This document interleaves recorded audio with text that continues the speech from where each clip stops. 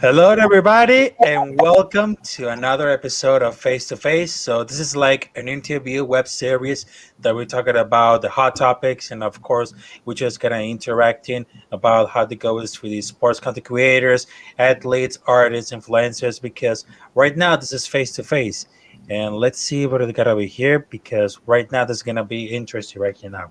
So, first of all, I'm gonna introduce this man right here, and of course.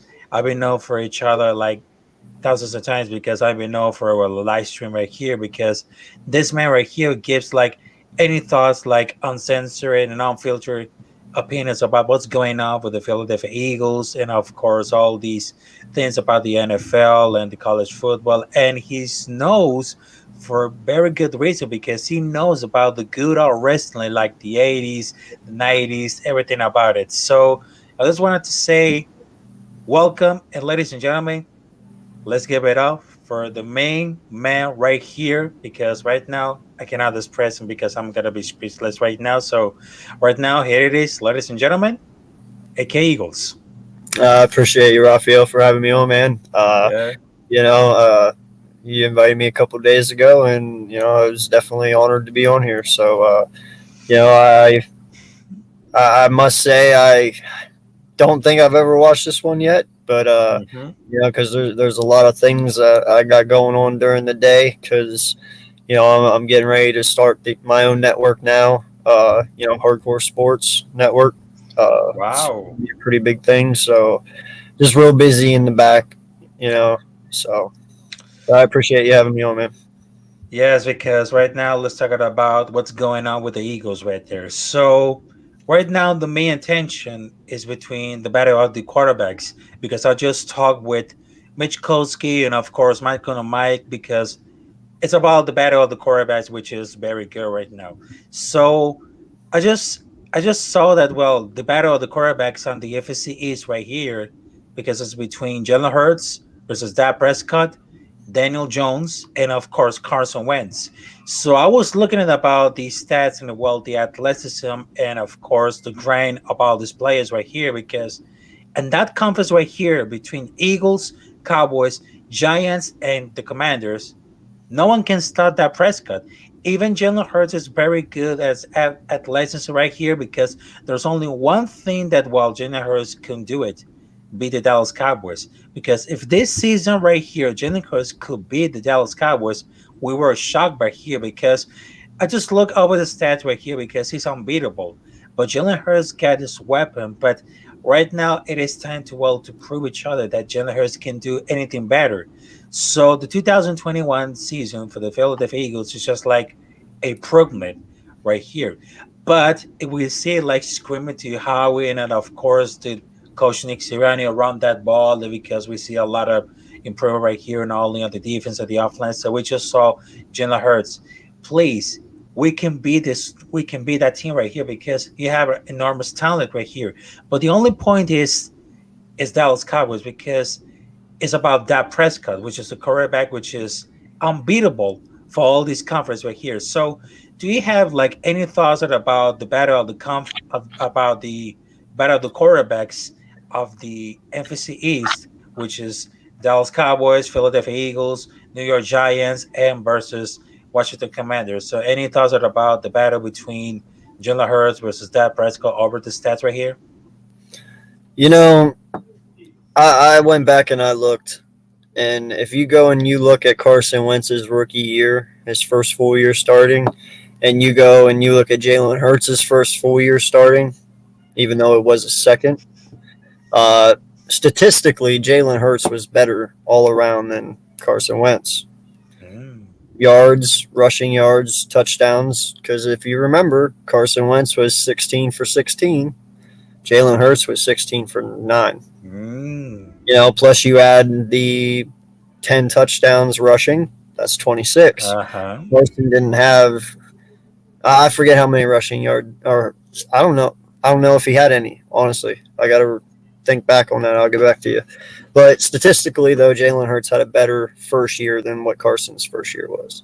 So I don't think that's that big of an issue to me moving forward. Um, but when it comes to Dak and Jalen Hurts, obviously we know Dak's a better quarterback right now because he's been in the league longer. But how I look at Dak is this: Dak, in my eyes, is Kirk Cousins 2.0. Oh, All you right, mean like the he will quarterback for the Minnesota Vikings? yeah, and the ex Washington Commanders.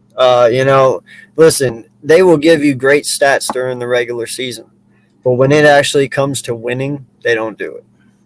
You know, and that's how I look at Dak. I'm not disrespecting him. He's talented. He puts up the yards. He puts up the touchdowns. But Yeah. when it actually comes to those moments, he doesn't pull through. That's kind of what the problem we had when we had Donovan McNabb. He was a great quarterback, but when it mattered most, he couldn't do it. Mm. I mean, there is quarterbacks out there like that, and that's the way I think of Dak. Now, Jalen, on the other hand, I can't say anything yet. I have to see it. I saw last year, playoffs, he got his butt kicked, but we Mm. all did. Defense, offense, we all got our butts kicked. Yeah. You know, uh, this year we'll see. If he pulls off a playoff win and whatever may happen, and he wins the NFC East, dude, I'm good. I think he's going to progress each and every year because he's got that mentality. You know, he all he wants to do is play football. All he wants to do is learn more, and that's Well, something Carson Wentz never had. He thought he could just go with what he had, and they call it Andrew Luck syndrome. They are great at playing football, but they don't love playing football. Jalen Hurts loves playing football, mm. and he tries to improve. He always, like I said, is constantly learning, and he's gotten bigger this year in his upper body. His shoulders, his arms, he's worked out a little more. You guys thought he was hell to bring down last year. He's bigger now. He's going to be even worse to bring down.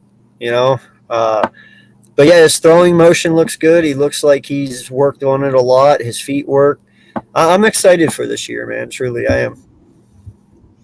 Yeah, it's very truly amazing because I've been see over the athleticism and of course over the stats right here because I was looking about all these things right now because right now, well, between the 2021 and 2022 season for the Philadelphia Eagles, and yes, they just well beat by Tampa Bay Buccaneers, but they were superior. But right now, it's time to well to focus about what's going on with the defense, the outline, and of course anything about it. So let's see what the comments right here is called Ryan Aaron. What's up, guys? Also, we got Mitch Kolsky. How's it going? What's up? And of course, we got Ryan Rowe. What's up? What's up, So Ryan? I just thinking about it because I just saw, well, the social media about the top 10 quarterbacks that he put, well, East Coast Ryan Aaron. And I was looking, well, if I get the get idea to well to make my top 10 quarterbacks right here because I just got my top 10 because that was like a big inspiration to what happens when it comes well to the top quarterbacks to see what's in the program right here. So I got my top 10 right here because at the first one I got Josh Allen for the Buffalo Bills. The number two is going to be Patrick Mahomes for the Kansas City Chiefs.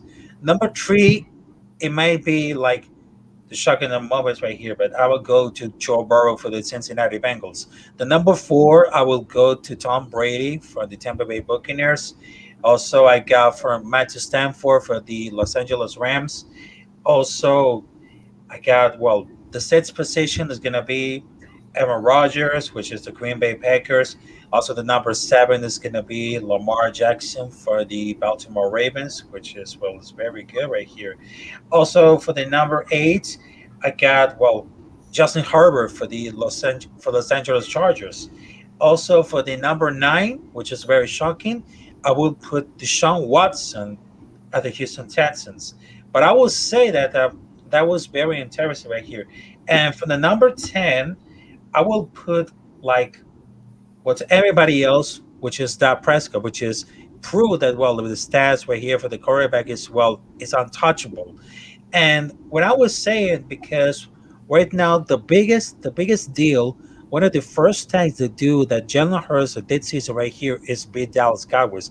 If you don't beat like Dallas Cowboys, then who's gonna stop? Because the first tag for Jalen Hurts to be at the toppest at the game is beat the Dallas Cowboys, also the Commanders, and of course the Giants. Because I just wanted to tell it to everybody else that, well, over the last season with the New York Giants, it didn't went so good because, well, they had a lot of problems, not only with this offense, but the online. Of course, we had to see a lot of things coming for these fans right here. But any thoughts about, because I just saw the top 10 quarterbacks over this season right here. So any thoughts about that? Man, I respect people's opinions. I respect people's Yes. lists. My list obviously would look a lot different if I did one, but Uh-huh. frankly, I don't care. Every year they change. You know, Yeah, they change. um, you're gonna have quarterbacks surprise you, whether it's in a positive way or a negative way. Um, but no, I mean for the most part, it's right. Josh Allen, I do like him at one. He's made major strides, major improvements. He is a lot of the Buffalo Bills offense. Mhm. He's got a great arm. Pat Mahomes, obviously, he's right there. Uh, yeah, man, there's not much you can argue with that. Me personally, though, like I said, my list would be a little different. Me, I'd have. I know some people based on production, coming up and last year, but I also like the average in overall too, and so that's why Tom Brady would actually still be on one of the tops of my list, because no matter how old he is, the man produced really good yards last year. He probably actually had his best season ever last year. So, Mm. it's one of those things where Tom's only proven that he's getting better as he gets older. So, yeah, I'm not going to disrespect him for the things he's done. That's why he would be higher. I would not disrespect Aaron Rodgers for the things he's done. That's why he would be higher. But I know as far as when you talk just this year coming up, sure you can put Josh Allen over Aaron Rodgers. You can put him over Tom Brady. Because we expect a lot more out of Josh Allen than what we do Aaron Rodgers and Tom Brady at this point. But we also know that Aaron Rodgers is an MVP candidate almost every single Exactly. year. So I don't discredit that either. I understand the man is 38 years old, but he's also proven he can be undefeated without Devontae Adams. You go look at that. Aaron Rodgers has never lost a game when Devontae Adams was injured, ever. So Mhm. he's proven he can win without him. I don't know, man. It's always going to be by opinion. It's always opinion based. It's how that person who's making that list feels. Mhm. So I respect everyone's opinion, but unfortunately, you make a list, you're always going to have somebody hate it. So that's why I don't do them because to me, I get it, but Yeah, sometimes I like comments right here because, well, that list is, well, this, because if they're gonna put like the list right here, they're gonna put on the top 10. They always have like a positive comments or negative comments, but sometimes I don't like a top 10 because I just reserve my top 10 because I just want to public to everybody else. So I just reserve my top 10, and because it will be like a positive comments or negative comments, but it sounds like very because I just, like you said, I respect all the opinions right here, but it's not very too much that I have to go to public my top 10 quarterbacks right here because it's always like the positive comments or maybe negative, but I guarantee that's, well, it's very, well, it was very, but right well, now. that's what makes football, man. Football is Yes. controversial. Okay, you're Yeah. always going to have controversy, no matter what kind of list you make. I mean, it could literally be, oh, this person needs to just be one position higher, and the guy above him needs to be below him. It's like, are you really going to be that nitpicky? Like, seriously, that's what you want to argue about? So, to me, I'd rather just push the bullshit aside and keep that to myself. Now you ask me all time list. Oh, I'll gladly do that because I mean that can range back into the 90s, 80s. That can be anything. Like the 70s, Yeah, everything. yeah, but you Wow. want me to give you now? No, because everybody Oh. thinks differently. Some people will put Pat Mahomes above Josh Allen, and then that's going to start that argument. Or somebody's going to put, uh, um, Wow. somebody above they're going to put uh, um, Devonte Adams above Cooper Cup, and then Rams people are going to go off. Like there's just no point, man. I Yeah. just don't like doing it.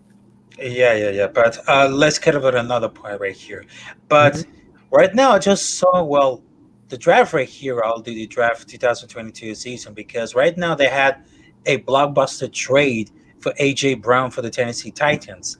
And of course, they got two amazing drafts right here, which is Jordan Davis and of course Nakobe Dean for the Georgia Bulldogs, which is amazing base. If you look at his stats right here, it might blow it.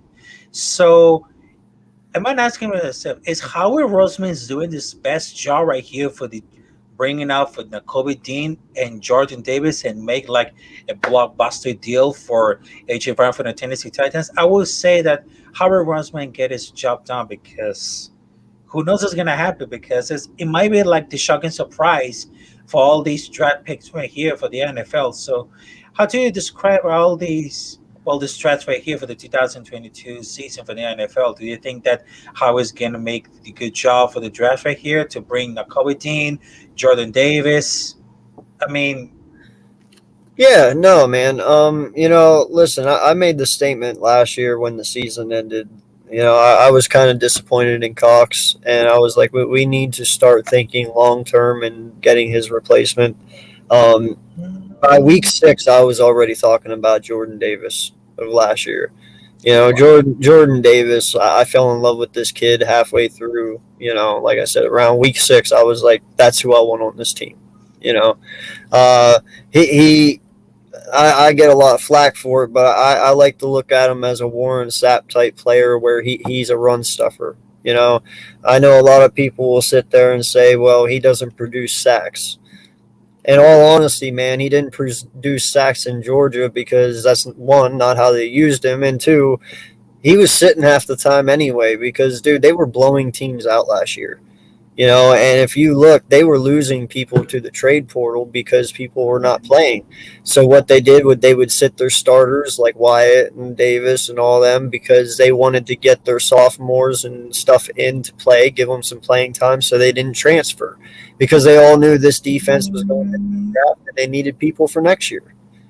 So uh, Jordan Davis is a freak athlete. Like he mm, is a Jordan Mailata on the defensive line. It's wow, going to be very hard to stop this man. You can't double team him, double team Cox, double team BG, and double team Riddick. It's just impossible. Somebody's going to become free. He he might not be effective like we want his first year, but I'm looking at his second to third to fourth, dude. This kid is only going to get better. I know a lot of people are going to turn around and they're going to look at the end of the season probably if he is just a rotational piece to start, which I hope to God he isn't. I don't think he will be. I think Cox will take the rotation instead of him. mm, But if he does be the rotation this year and we decide to unleash him next year full, uh, I know a lot of people are probably going to sit there and be like, "Why didn't we go with Kyle Hamilton?" Because Kyle Hamilton is going to be a monster this year. On that mm, Ravens defense, and they're going to be like, "Wow, he did so amazing. He was wow. almost defensive rookie of the year, maybe. I don't know, but." And they're going to be like, "We should have taken Hamilton." No, you just wait. Jordan Davis is when we unleash him, dude. It's going to get ugly. I really feel that. And the Kobe Dean, if we use him right and we put a good system around him and with the familiarity of having Jordan Davis right in front of him like in college, it should benefit him and I think we'll be fine, man. That was two great picks, and Dean in my eyes was a top 15 talent, and we got him at 86 or 88, whatever it was. So, uh, Yeah, I'm happy with it, man. And even Johnson in the fourth was a steal. So Mm, yeah, because right now I'm just looking at about the stats right here because it's mind blowing. Because right now Nakobe Dean is a linebacker and he was playing for the Georgia Bulldogs for over 3 years because he recorded like 25 total tackles with despite all these battle injuries right here because he just won the Butters Award to the best linebacker on the college football. And he was just like amazing right here. And for Jordan Davis, also for the Georgia, he was just like wow because everybody thought that before the draft is right here, I was just say all the Philadelphia Eagles get nothing, but they got the best choice right here because not only they got Jordan Davis and the Kobe D, which is totally amazing, and also I just saw with this combine prospect right here because it's just like a phenomenal right here because both players for the Georgia Bulldogs right here, I was stunned. And right now he was not only Jordan Davis has well the All American team right here, but also he had like the best season of the 2019. If you look at the jars right here, all the tackles, the sacks, the interceptions, the fumbles, and of course, because he was a premature right here, because he was doing so great at the 4 yard dash, and also the American jump at the broad jump. He was just like, wow, what can we say? Because they had like two great talents right here. And that's what I say with it, because looking at four, because Harry Roseman do his great job right here, looking at all these players who had great abilities, who had like monsters and became like the best prospect that ever had. And for me, that was the biggest reason that I was watching all these two players that make a good choice for the Eagles. And of course, speaking about the Philadelphia Eagles right there, because right now over the 2021 season, because right now it is time to to look at the question right here.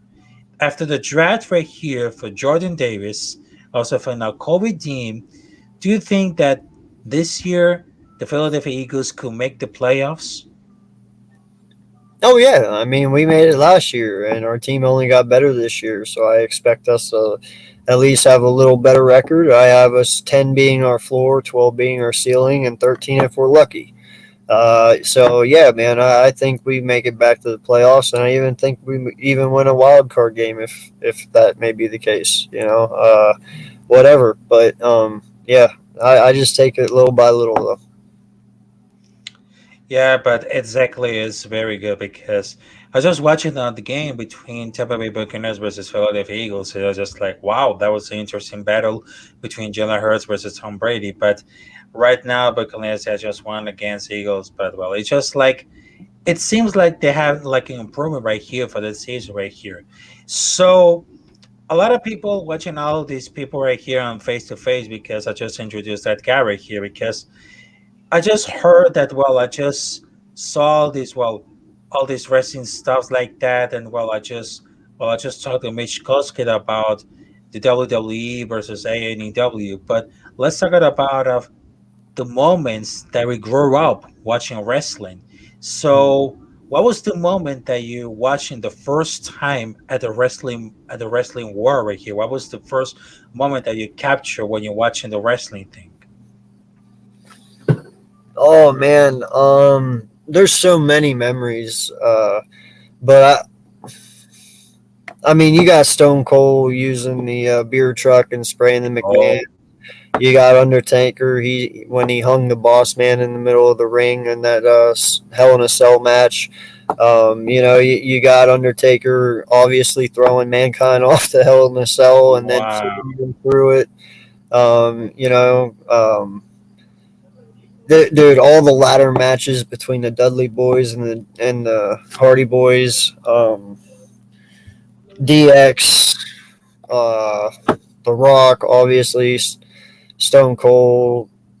Um, now I really wasn't around for the Hearts. I was born in '88, so Mm. the Hearts were kind of. I was a little too young to remember. I started watching wrestling around three, but I can't remember much from three, four, and five. I vaguely remember certain things, but yeah, Mm. man, wrestling back then is nothing like it is nothing like it is now. I respect the Attitude Era. I respect the old wrestling ways, but now it's truly pathetic in a way. They need better writers. They need to do better. I don't know, man, but they need to step their game up majorly. It's depressing. Yeah, it is depressing because I just learned about it. Nowadays, wrestling is well, it's kind of like Barbie because they don't have like good storylines. In fact, like the 90s and the 80s, the wrestling were gold. And if we Mhm. look at the see at the WrestleMania, also like the battle between WWE versus WCW about Mondays, about the Monday Night War, it became epic. And I just saw a lot of wrestlers coming through for the two companies right there. And of course, which is ECW, which is very important. And they got some of the wrestlers like Taz, also the Dudley Boys, Sadman, everything about it. But in my opinion, right here, because I just grew up watching wrestling, with my dad watching VH tapes of the WrestleMania and of course TV cable when it comes to Raw, SmackDown, and man, what can I expect about it? Even though there's a lot of people coming out that wrestling is fake, so it's just like a part of the entertainment right here because we just grew up watching wrestling and about those things right here.